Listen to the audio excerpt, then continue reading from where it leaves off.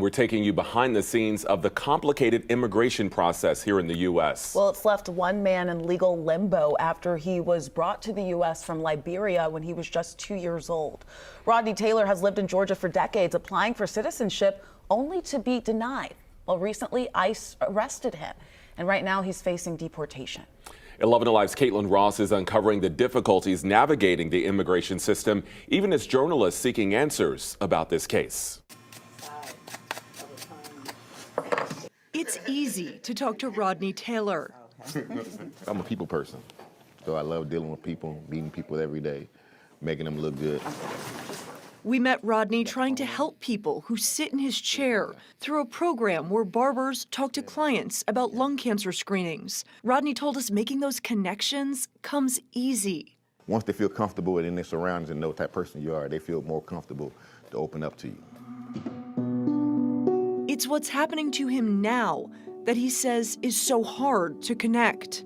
All right, we're trying this again. Okay, so is it working? Rodney! Hey! Oh my gosh, we finally connected. He was arrested by ICE and is now not behind his chair, but behind bars. It's a life or death situation. To understand, we have to go back to 1980 when Rodney's mother brought him to the U.S. from Liberia. He was 2.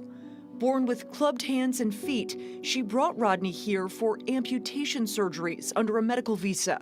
He's lived here ever since, but his applications for citizenship have been denied. I feel like I'm at my wit's end. You know, I rely on prayer.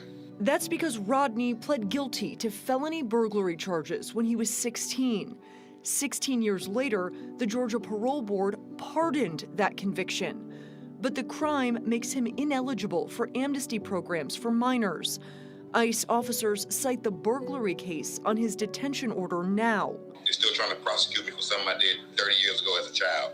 It's hard to swallow. Hard, but not uncommon, says immigration expert and attorney Charles Cook. Shows you how complicated immigration law is.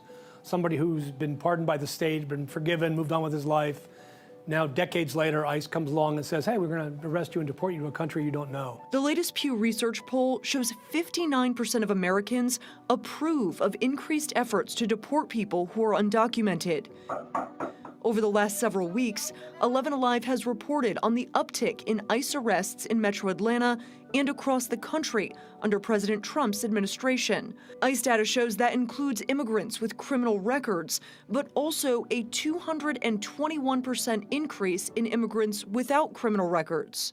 The reality is our laws have not changed. Our laws haven't changed in 30 years. What's changed is how they're enforced. We talked to a spokesman from ICE who told us the removal case against Rodney is moving forward because they do not accept the type of pardon he received. The Department of Justice told us it has no record of Rodney's case and won't until he's charged.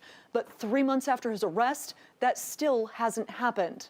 Behind bars, Rodney is trying to stay positive, helping other detainees get ready for their court dates. They allow me to know to cut hair, do what I do, pass the time. He's hoping to get back behind the chair for good. As long as I feel like I'm helping somebody, I feel good.